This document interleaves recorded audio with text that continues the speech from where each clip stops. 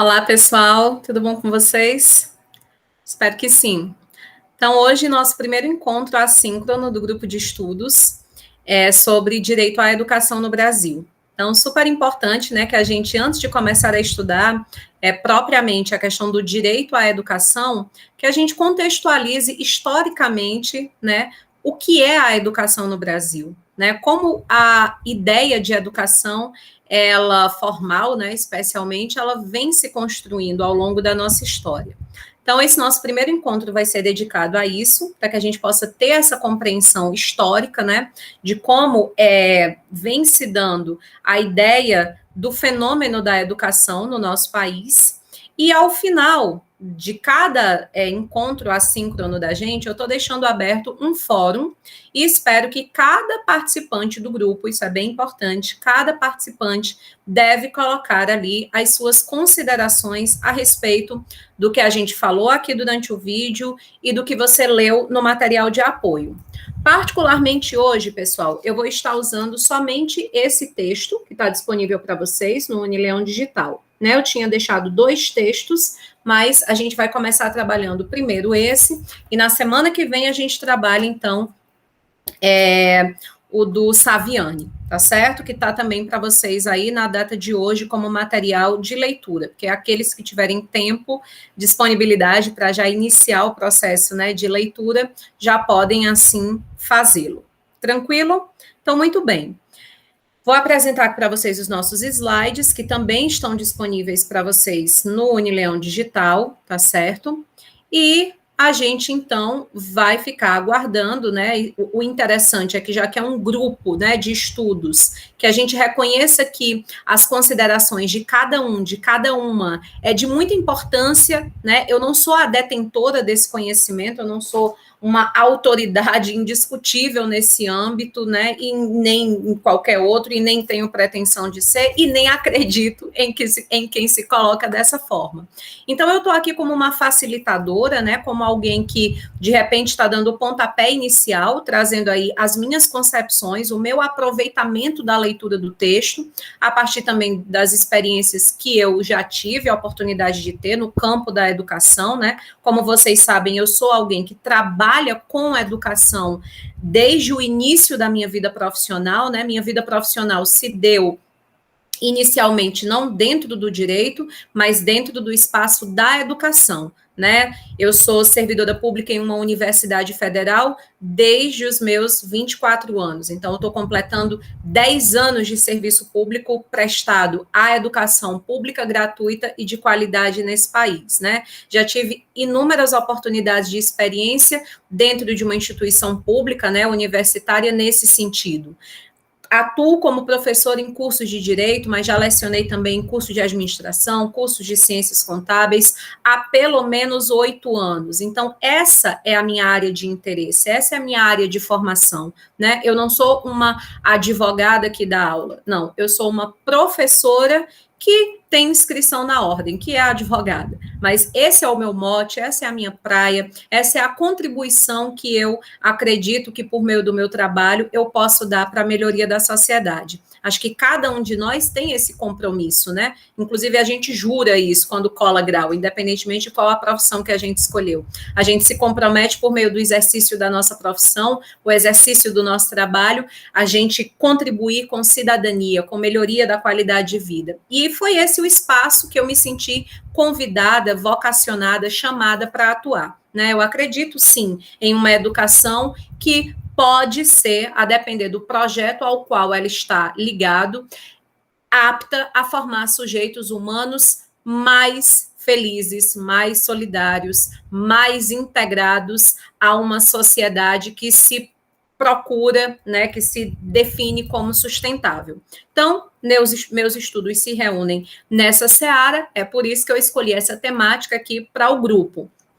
Muito bem. Por isso também, gente, que eu acabo restringindo um pouquinho, não vou mentir, né, o acesso ao grupo, porque é muito chato quando a gente estuda alguma coisa que a gente não gosta, né? Eu digo por experiência própria, estudar determinadas questões jurídicas, para mim, é uma verdadeira tortura. Eu não me identifico, eu não gosto de direito empresarial, não gosto de direito tributário, né? Direito financeiro eu estou precisando estudar agora e estou achando, assim, bem complicadinho, e não é uma coisa prazerosa, né? O tempo não passa. Para vocês terem noção, eu estudo com um cronômetro, eu me obrigo, né? Eu vou estudar isso aqui 1 hora hoje, e quando bate os 60 minutos, eu só falto jogar tudo para cima e sair comemorando. Não é o que acontece quando eu estou diante dos meus estudos ligados à pedagogia e ao direito à educação, à sustentabilidade, ao direito ambiental. E para que a gente faz um grupo de estudo? É para reunir um grupo que gosta de estudar aquele assunto. Mas, como a gente tem várias formalidades, o que às vezes acontece no grupo de estudo? Vem para dentro do grupo de estudo alguém que não está nem aí para essa temática, a pessoa só quer um certificado para poder completar a sua carga horária complementar, porque ela precisa colar grau. E aí, normalmente, gente, por não ter tesão, interesse, gosto pela temática, a pessoa acaba não se envolvendo nas discussões, não realizando as atividades que são propostas, e aí ninguém ganha desse jeito, o grupo perde, né? O grupo, ele é orgânico, nós somos aqui um todo, né? Então, se eu não sou tão comprometida, o outro também, isso prejudica a todos. Então, por isso eu vou pedir também esse compromisso, essa dedicação, restringir realmente o grupo, nós somos poucos, mas eu acho que é um pouco qualificado, porque eu entendo que é um conjunto de pessoas que entende a importância dessa questão, quer se aprofundar e quer trazer suas contribuições. Ao final de cada aula, eu sugiro que vocês vão tendo aí um caderninho, uma anotação destinada só ao grupo, para que vocês possam, de repente, ir anotando ali as ideias, os feelings, né, que forem surgindo, para que, ao final do semestre, vocês construam o artigo científico, né? A gente está condicionando ao recebimento aí do certificado para participação no grupo, né? A escrita de um trabalho acadêmico, que eu pretendo, gente, publicar, né? Quero publicar com todos vocês. Agora mesmo, a gente vai estar lançando um livro, agora no mês de novembro, dezembro, acho que por aí, pela Pimenta Cultural, que é resultado de um módulo que eu ministrei numa pós-graduação da URCA. Fui convidada para ministrar o módulo de hermenêutica na pós-graduação de Direito Constitucional da URCA. Passei como atividade avaliativa, né, para a nota do módulo, um artigo científico. A galera fez esses artigos, eu corrigi, os artigos ficaram muito legais, e eu propus para o pessoal que a gente publicasse, né, um livro sobre hermenêutica jurídica, já que, a partir daquilo que a gente conversou durante o final de semana no módulo, cada um livremente escolheu, né, uma questão para aprofundar e para transformar em artigo científico. E vai sair, se Deus quiser, no mais tardar até o final desse ano, um livro sobre hermenêutica jurídica a partir do olhar desses estudantes. Eu acho que isso é muito massa, né? E não é só para alimentar nosso ego, para dizer, ai, é um livro publicado, é chique, bota no currículo, faz a propaganda. Não se trata disso, né? Se trata, claro que existe uma questão profissional, óbvio, vida acadêmica, para quem é professor, publicação é trampolim, é condição sine qua non para crescer dentro da área. Mas não é só isso, né? Mas é a possibilidade da gente estar contribuindo com o desenvolvimento da ciência, está contribuindo para que pessoas possam ingressar no mestrado, né? Muitos alunos têm interesse em fazer pós-graduação, mas não conseguem entrar, não conseguem passar na seleção porque não tem publicação suficiente. Então, é uma oportunidade de publicar, é uma contribuição, né, para os avanços. Você já pensou? Você já deve ter passado por isso. Quem está escrevendo TCC ou fazendo algum trabalho, você fica ali doidinho sem saber alguma coisa a respeito do conteúdo que você está estudando, e você joga no Google e você descobriu lá um artigo científico que alguém escreveu, bom que só, te ajudou, tu entendeu, olha que contribuição bacana. Então, o trabalho científico, ele é sempre feito para a sociedade, ele é sempre para o outro, e aí a cada aula você meio que vai, opa, eu acho que, já que eu vou ter que escrever, né, produzir um trabalho no final, acho que eu vou falar sobre isso aqui, tem a ver com a discussão que a gente fez nessa aula, com essa leitura que a Francilda indicou, enfim, tá bom? Vamos deixar isso combinado. Então, sobre essa primeira questão aí, sobre esse primeiro texto, gente, Uma coisa que é muito importante, quem estava no grupo desde o semestre passado sabe disso, é a minha preocupação com essa ideia de neutralidade da educação, ou a ideia de que a educação é sempre algo bom, a educação é sempre algo positivo, a educação é sempre o instrumento por meio do qual a sociedade vai evoluir, vai progredir, vai crescer, e tudo isso não se comprova do ponto de vista fático, porque a educação pode até conseguir realizar isso, mas vai depender de a qual projeto de educação, né, de que projeto de educação nós estamos falando. Nós podemos ter um projeto de educação castradora, nós podemos ter um projeto de educação alienante, nós podemos ter um projeto de educação de formação de exclusão. Então, antes da gente sair levantando bandeira de que a educação é linda, é maravilhosa, para o Brasil melhorar a gente precisa de mais educação, a gente precisa definir que tipo de educação a gente precisa ter, de qual educação nós estamos falando.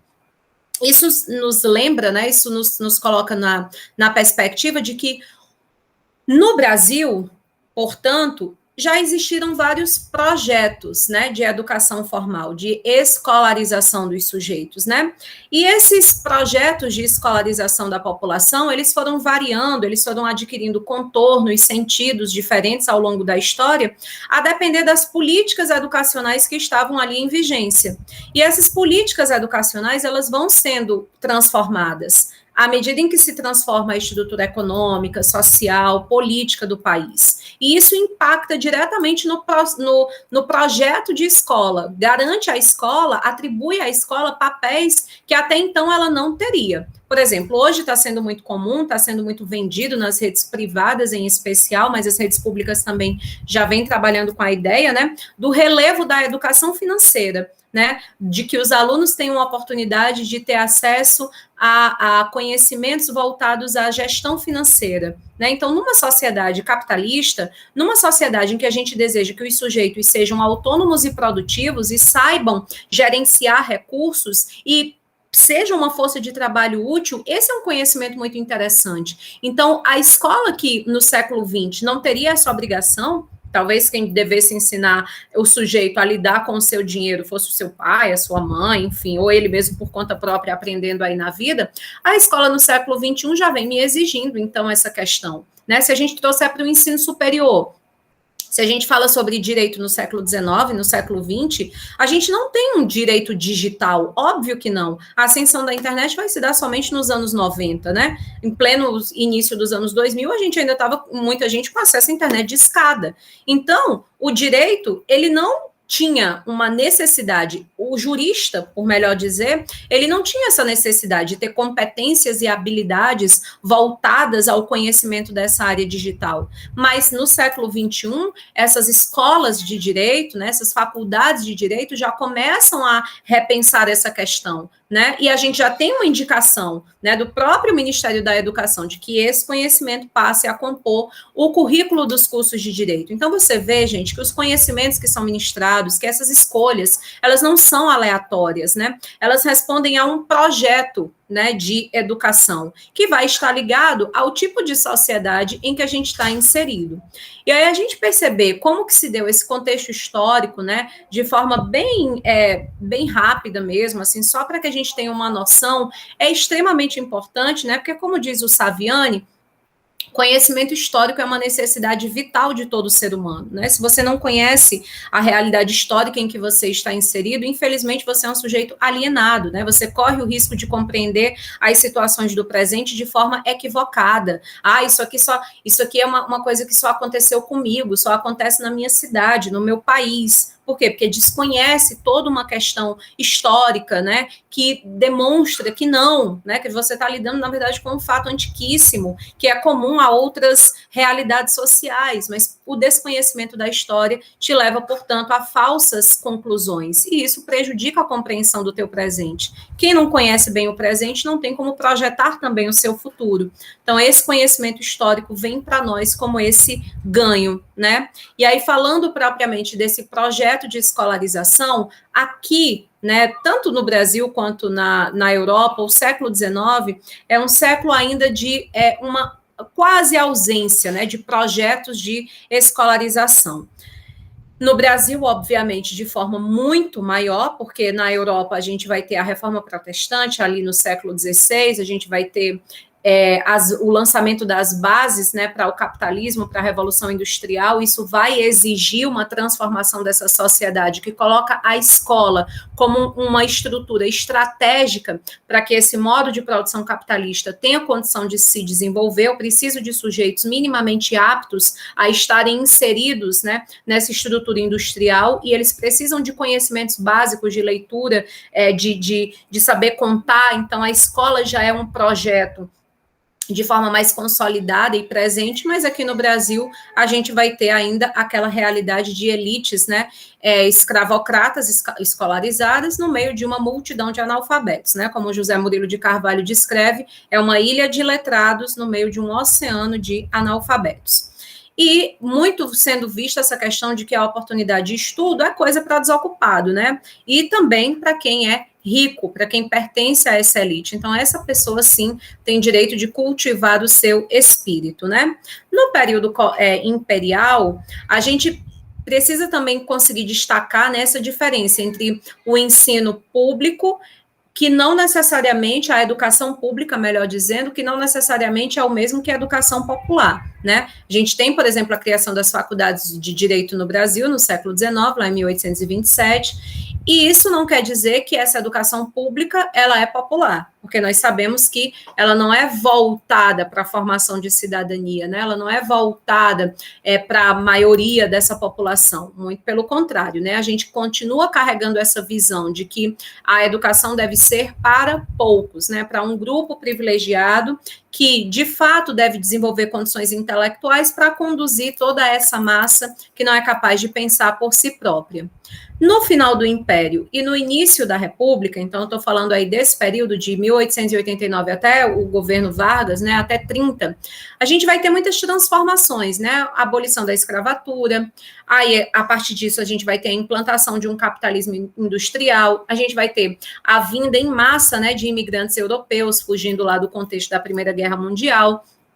Então, é uma cultura, né, que chega justamente de sujeitos que já têm acesso a um nível básico de escolarização, que já são acostumados a um tipo de trabalho mais organizado, né? Isso vai impactar diretamente na perspectiva de como vai se dar a educação. Então, a partir de então, a escola começa a ser algo interessante para o Estado, né? Então, a promover essa educação formal, garantir esse direito à educação, passa a ser algo interessante. Por quê? Porque eu preciso dessa escola adestradora, essa escola que separa os sujeitos, né, que dá a esses sujeitos esses conhecimentos básicos de leitura, de matemática, para que eles ocupem esses postos de trabalho que vão ser imprescindíveis para o desenvolvimento desse capitalismo industrial, e também para a gente separar o joio do trigo, aqueles que vão servir realmente só como massa operária e aqueles que têm algum tipo de talento e que podem ser aproveitados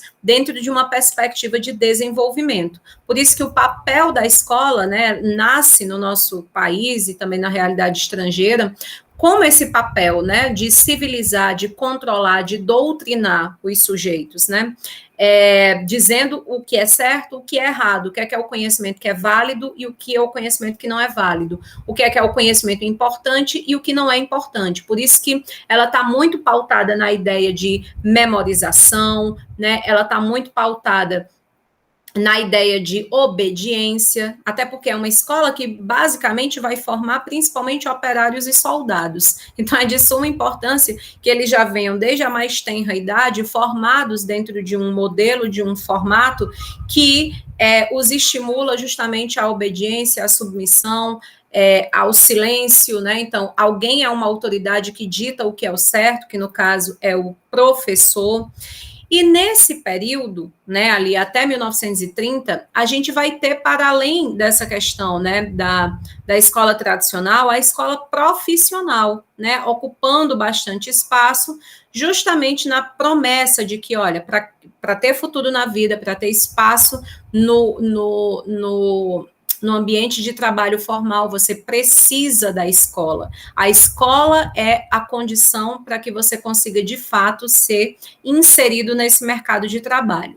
O problema é que, desde 1930, especialmente a partir de 1940, a escola já falha nessa sua promessa. A gente já começa a perceber que tem sujeitos que são extremamente bem-sucedidos na escola, tem um boletim com muitas notas altas, né, e que mesmo assim não tem sucesso na vida profissional, não conseguem inserção no mercado, ao passo que outros, sem uma genialidade, sem um boletim tão expressivo, conseguem esse espaço.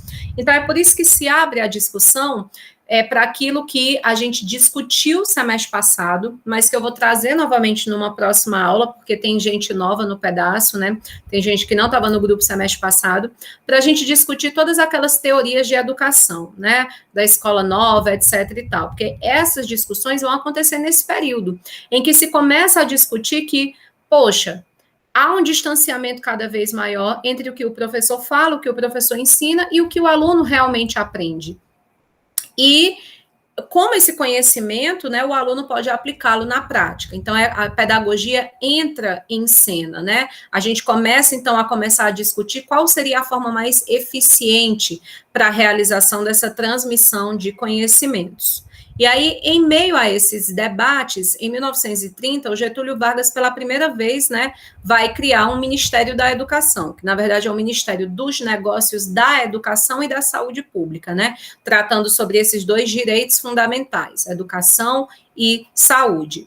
Nesse mesmo período, a gente vai ter a reforma Francisco Campos, vai ser uma reforma bem significativa, né, na mudança da estrutura das séries, né, do ensino fundamental, né, e do ensino superior. É como se a gente tem ali uma regulamentação dessas séries, dos anos de estudo, é uma reforma bem significativa. Entre 1931 e 1961, a gente vai ter, portanto, né, essa regulamentação, como se fosse a consolidação dos nossos sistemas de ensino, né? E aí, entre 61 e 96, a gente consolida um conjunto normativo, que é o que a gente vai estudar aqui ao longo das semanas, né, que foram as legislações que foram sendo criadas para a garantia desse direito à educação, nos moldes dos projetos do governo, né? Essa educação que não é neutra, que pode trazer resultados interessantes de não alienação, né, de desenvolvimento ou não. Então, isso é extremamente importante, para que a gente não saia repetindo que quer direito à educação, ou acho batendo palma para qualquer político que diga que apoia o direito à educação. Que educação é essa, né?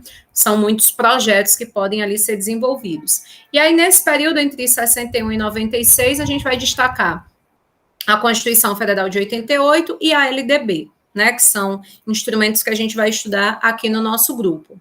De 96 até os anos 2000, né, até o governo Lula, melhor dizendo, existe toda uma engrenagem, um conjunto de projetos, né, de governo voltados para que essa educação esteja aberta ao capitalismo, né? É uma educação que pode gerar lucro por meio da privatização cada vez maior desses espaços que promovem a educação, né? E aí são os interesses de mercado que devem ditar o que a escola ela deve oferecer ou não ao sujeito, que é o que a gente chama de educação utilitarista, né? Eu não aprendo, por exemplo, eu não vou achar relevante estudar filosofia, sociologia, antropologia, porque no capitalismo, o que é que eu ganho com isso? Como é que eu vou usar isso para lucrar, para ganhar, para dominar? Então, se aparentemente não existe essa utilidade imediata, então, a escola não precisa mais ofertar isso, né?